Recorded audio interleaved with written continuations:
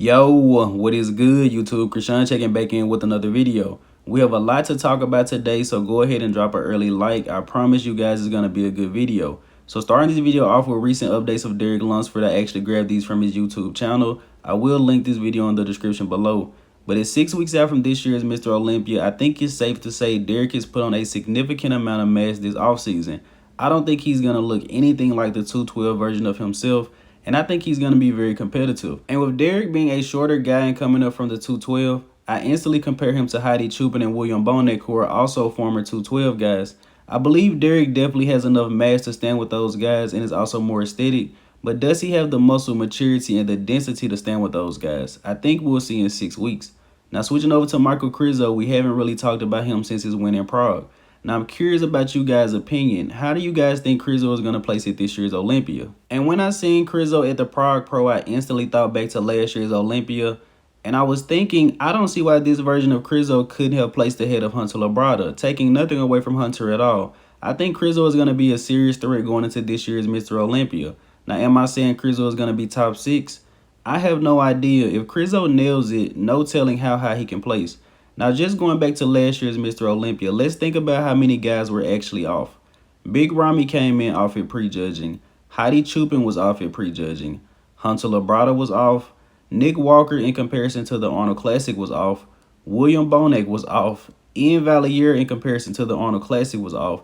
So pretty much the whole top 7, Brandon Curry was probably the closest guy to being on, but he could have been a touch sharper. So if anyone decides to leave the door open and Michal Krizo is on, I believe he can place as high as that top 6. Now, I'm not going to predict Krizo to be top 6, but it is possible. Now, switching over to Nick Walker, we have another recent update from him. Seems like we've been talking about Nick Walker almost every single day. And honestly, it seems like Nick Walker is looking better in every single update, even though he could use a little bit more chest to compensate for those huge arms. Now, I think William Bonek versus Nick Walker is a good matchup, and a lot of people are really high on William because of his second place placing at this year's Arnold Classic, which of course he earned. But when you compare those two, Nick Walker is a little bit bigger and also has better ab separation. So am I saying Nick can beat William Bonek? And switching over to Brett Wilkin, we have recent updates of him ahead of Romania. And on the right, you can see that Brett is getting a little bit of posing practice in with Chris Cormier, who was yesterday's archive of the day. Brett is looking great right now, and initially I was leaning a little bit more towards Behrooz, but I think Brett is going to be a little bit bigger and also seems like he's going to bring great condition. Once again, Brett does work with Matt Jansen. Matt does incredible work. Now, speaking of Behrooz Tabani, these are the most recent updates of him. Now, I don't mean to be negative, but I was taking a close look at his physique, and I don't think Behrooz has made many improvements since last year's Romania Pro. But you guys can let me know in the comment section below if you think I'm wrong. But the amount of detail that he brought last year really stuck with me, so I can't count this guy out. But if Behrooz does not bring it on show day, I do believe Brett Wilkin will be headed to the Olympia. Now, once again, that is not guaranteed to be the top 2. A guy could come out of nowhere and shake everything up.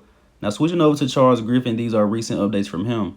And it seems like Charles Griffen has definitely improved since the Cali Pro earlier this year.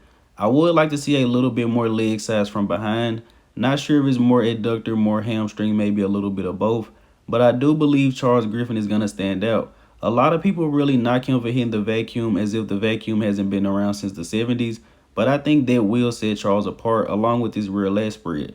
Now switching over to James Hollingshead, these are recent updates from him.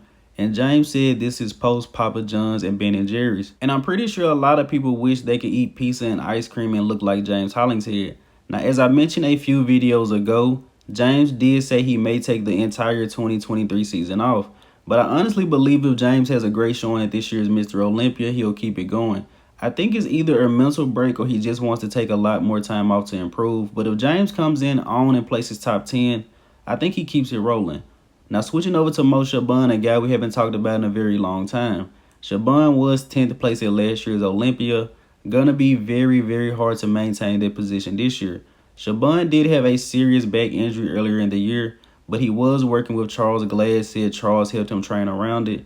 And I'm hoping that Shabaan can bring a great package. But Shabaan does look to be a little bit down in size, specifically in the upper body. Now, switching over to Alfred Chiriac, we have recent updates of him ahead of this weekend's Europa Pro.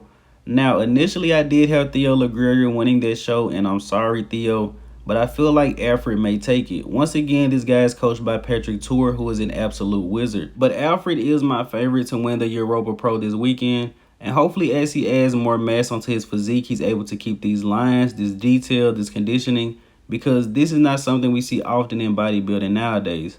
Now switching over to classic physique, we have recent updates from branch Chen Kang, a guy that's been pretty much MIA since the Vancouver Pro.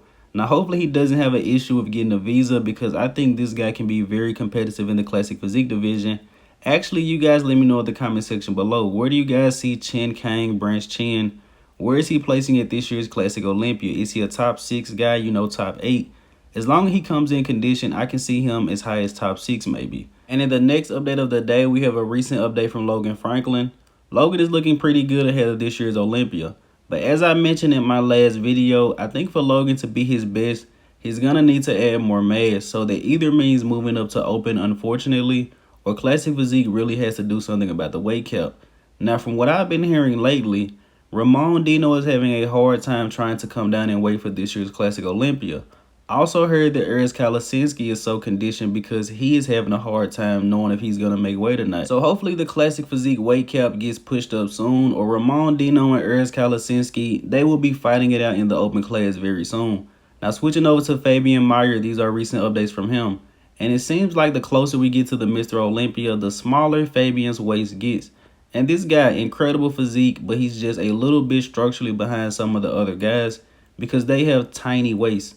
Now, for the only 212 update we have today, we have a recent update of Angel Calderon. Now, Angel was 4th place at last year's 212 Olympia. Gonna be very hard for him to maintain this spot this year. We have Keon Pearson, Lucas Coelho, Ping Young Long. I've mentioned all these guys so many times, also of Kenneth Bajo. Sorry if I left anyone out.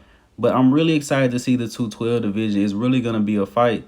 And we still don't know if Sean Clarita is coming back or not. And switching over to men's physique competitor Andre Deiu, I have heard a few people say he's probably going to compete in the Romania Pro. But I have not seen this guy hit a men's physique pose in a very long time. Been only hitting classic and bodybuilding poses. So is he foreshadowing maybe switching divisions? But in all seriousness, I do think Andre is going to compete in the men's physique division. And definitely my favorite to win that show to head to this year's Olympia. He's been a top guy in that division for a couple years now. And ending this video here with the archive of the day, you guys let me know in the comment section below who is pulling this massive rear lat spread.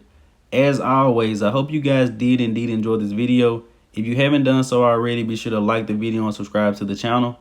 I'm Krishan from Go Fitness, and that's it. I'm out.